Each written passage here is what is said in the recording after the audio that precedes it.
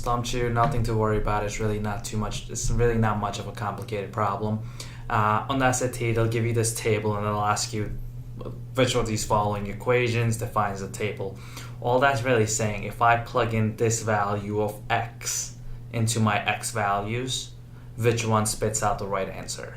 So all I'm going to do in problems like this, I'm going to work through each individual answer choice. I'm going to plug the x's in and make sure it works out for the answers. And if it does, great, that's my answer. I'll move on, nothing more. So let's start with 0.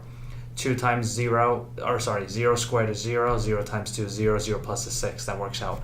And you know what, before I start plugging 1, 2, and 3 in there, I'm just going to go through all my answer choices. Since 0 is such an easy number to plug in, I'll see which one doesn't give me 6, and if there's anything that doesn't give me 6, I'll eliminate that. Because if I'm looking at answer choice B, 0 squared is 0, 3 times 0 is 0, 0 plus 2 is just 0. 0 plus 2 is just 2. So it doesn't give me 6, so for that reason, oops, I actually meant to erase this. So I'm going to get rid of answer choice B.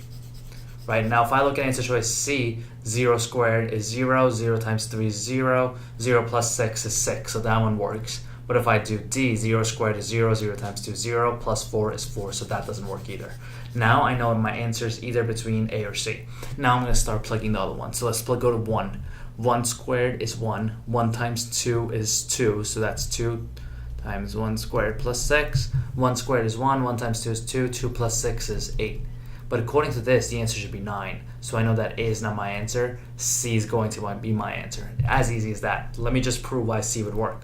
Now 1 squared is 1. 1 times 3 is 3. 3 plus 6 is 9. So boom, that worked for the second one. 2 squared is 4. 4 times 3 is 12. 12 plus 6 is 18. That worked for that one. And if I try the last number, which is 3, so 3 times 3 cubed plus 6, 3 squared is 9, 9 times 3 is 27, and 27 plus 6 is 33. So it worked for this row, this, and this, making my answer C. On the test, I don't necessarily have to try all of these out if I've eliminated all the other ones, but I just did that right now just to show you how everything works for C.